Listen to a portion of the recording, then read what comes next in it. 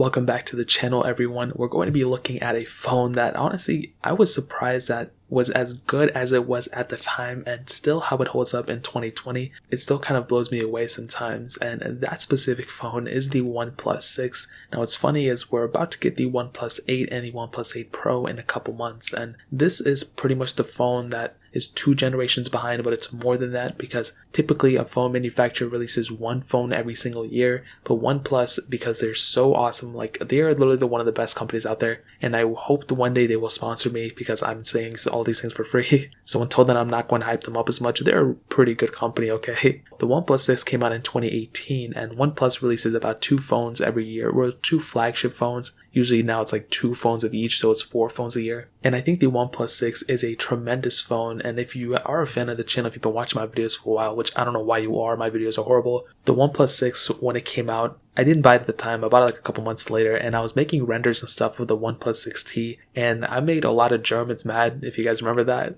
And I always remember that when I think about these phones. So the OnePlus 6, as I said, came out in 2018, and when it first came out, it wasn't a crazy expensive phone, but it wasn't an extremely cheap phone either. It was a very good priced phone, I think, at the time. I think that's the best way I can put it. And currently on Amazon, and the best thing about older phones and why I would highly recommend people picking them up is the fact that a lot of these phones depreciate quite a bit in the used market. And a phone even like nowadays, the OnePlus 7 Pro, I was surprised to see those phones going for less than $500. I think they were around $400-ish on Amazon, which is a really good price for that phone. And the OnePlus 6 currently is selling for about $300 on Amazon. So if you're interested in this phone, I think it's a pretty decent phone overall still. I would highly recommend you to pick it up, and I'll leave that first link down in the description, which will take you to Amazon, and you can buy it straight from there if you want to, and you can help support the channel out at the same time. But looking on the front of the OnePlus 6, this phone has a 6.28-inch optic AMOLED display, and I don't understand why they do the 6.28. Why don't they just do like 6.4, 6.3? I don't know, whatever. It is a 1080p display, and honestly, usually I'm like 1080p displays in 2020. I don't know how I feel about that. I did a comparison between the 6S Plus and the iPhone 8 Plus yesterday, and even then I was like, dude, 1080p displays really aren't the best, but this display really isn't that bad, and I think it's a mixture of the way it looks and also the way the phone is all around in the design of the phone. And I'll give you an example. The display itself isn't that bad. It's a pretty decent AMOLED display overall, and I think because of the way it's stretched out, it kind of gives the impression that it is 1440p. But the other thing is most panels out there are downscaled down to 1080p, so you're not even getting that 1440p look. Of course it helps if it is that resolution because it does make the display look a little bit better, but overall I don't think a lot of people even really notice it, to be honest. And what I meant by the way that the phone is designed is because you have, very little bezel all around the display. You have a little bit of bezel on the very bottom, but you have that notch up top, which nowadays we don't really have a notch or anything like that. But what's really cool about this is that you have that little bit of bezel around it, but that's it. No thick bezels, nothing like, a Google Pixel 2 or anything like that, or Google Pixel. Even like a Pixel 4 honestly has more bezel, I think, on it than this thing. And this thing came out over almost 2 years ago, so for sure the panel on this thing I think is pretty decent overall. You have a USB Type-C port on this thing, and on the back a dual camera setup and glass back too, and this phone feels very, very good in the hand. It doesn't feel like a cheap phone. I think it still holds up quite well in 2020, especially considering the fact that most phones nowadays, like how much further can they go in terms of the design? The phones already feel super premium, and this thing feels very premium too. On the bottom of the cameras on the back, you can see we have the fingerprint sensor, which is cool. This was the generation right before they started releasing the fingerprint sensors in the display. So this one was technically, I think, the last OnePlus phone to have that technology, which was the fingerprint sensor on the back. So I think overall this phone definitely still feels like a very premium phone. There's really not too much to hate on it. I wish there was so I can hate on it, but there really isn't, which I guess it's a good thing. This phone doesn't have any like IP certification, but it is apparently splash resistant, which is cool, but again, no IP certified, so I wouldn't really recommend people go and testing this thing. But overall I think it still is okay in terms of the way it is in terms of durability. There's no micro SD card slot, nothing like that, and that really pretty much covers it up on the outside. There's really not much more to hit on. I think it's a pretty good looking phone still, and I think if you were to pick this phone up, you wouldn't necessarily feel like you have an older phone. I know a lot of phones that were released released in 2018. Phones like the Google Pixel 3 XL, that phone has not aged that well at all, and this phone definitely looks much better than that phone. So that really pretty much covers it up in terms of the outside. Now hitting on the software, this is where OnePlus, in my opinion, shines. This is their highlight in my opinion. So this phone started off with Android 8.1, which is a good version of Android to start with. I think there's really not too many crazy things going on with that version of software. However, this thing is upgradable right now to Android 10.0, which is a really, really cool thing. And you're running Oxygen OS on it, which, can I give you guys some suggestions? Well, Oxygen OS is probably my favorite version of Android out there. And again, it just sounds like I'm hyping it OnePlus up, and OnePlus, can you come and sponsor? I want to get a sponsor for OnePlus. I want them to send me out their events and everything. I'm like a huge fan of their phones, and their software is on par with, probably even better than stock Android. As I've said before, if you remember back in the day with the original OnePlus One, they actually teamed up with CyanogenMod to release that phone, and I actually have to buy one. And I've had a couple in my life, but I need to buy another one because those phones are killer.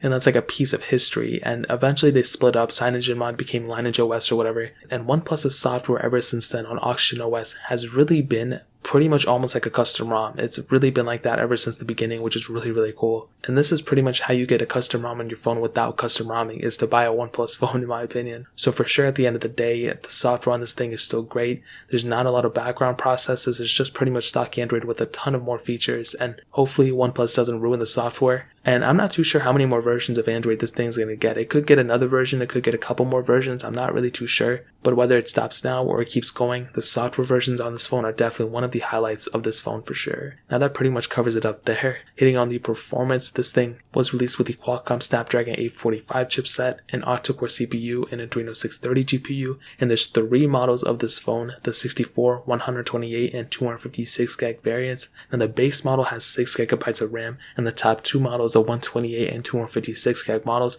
all have 8 gigabytes of RAM. In this specific test, I had that base model, and what I can tell you is that the performance of this phone is pretty decent still, you know what I mean? For the base model that I had, it really wasn't too bad. I've had a lot of phones that had about like 4 gigs of RAM, including the S9 and S8, and those phones never really did me too well in terms of, they were pretty good in performance, but the only thing is that because the low amount of RAM, it wouldn't keep the apps in the background, and this one has additional RAM but also has less bloating in the software and less background processes and all that. So this phone actually does a pretty decent job at the performance, and really anything you throw at it is going to be perfectly fine. I really don't find, there's going to be a little bit of slowdowns here and there just because you have more software updates on this thing. It didn't come with the software that it came with from the day one, so the hardware on this phone is a little bit outdated and everything. If you run apps, if you go and do crazy things like that, you're going to be, not crazy things like apps, but if you run, huge intensive games and things, you might see yourself actually slowing down the phone a little bit every once in a while. But I think overall it runs pretty fine for a majority of people, and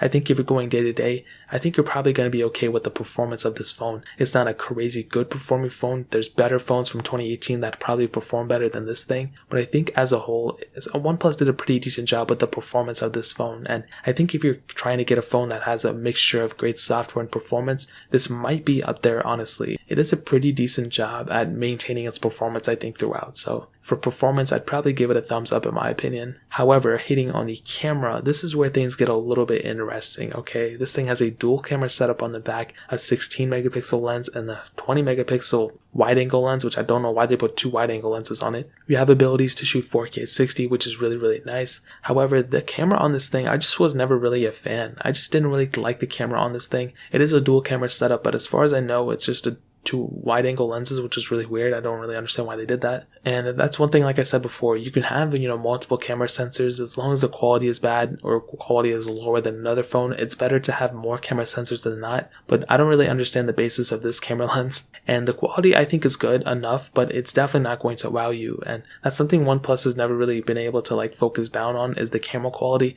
They usually get every other thing right about a phone, but when it gets down to the camera quality, they usually kind of take a left turn for some reason. I'm not really too sure why. So hopefully down the line they can kind of fix this, but as of right now, the OnePlus 6's camera is not really the best one. And when I say fix it, I mean for the newer versions of phones, not this one. On the front, a 16 megapixel lens, and you can shoot 1080p videos, and nowadays we have 4K on the front camera at minimum at 30 frames, so you're kind of outdated there too, but it's really not that big of a deal at the end of the day. So in the camera, I give it a very, very average score. It's nothing crazy or anything like that. Now ending it off with the battery life, this thing has a 3300 mAh battery, and I think the battery life is pretty average as well. You have a pretty large screen, but at the same time, it is 1080p, so it's not a crazy high resolution panel. It's not really like a huge power consuming device anyway, and you have to consider the fact that these batteries have degraded in these machines quite a bit. So over time, batteries do degrade, which is, you all know that. So I think for sure the battery life in this phone is pretty average for the most part. And to kind of sum up the video and to answer the question, should you pick up the OnePlus 6 in 2020? What I will tell you is, I think yes. I think the OnePlus 6 is a tremendous phone in 2020. There are some caveats to this phone. I mean, like I said, the battery life, the camera,